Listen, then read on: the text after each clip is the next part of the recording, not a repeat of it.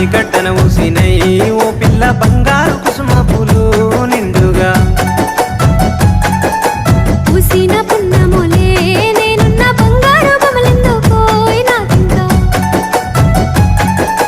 బాయి గడ్డన ఊసినై ఓ పిల్ల బంగారు కుసుమ పూలు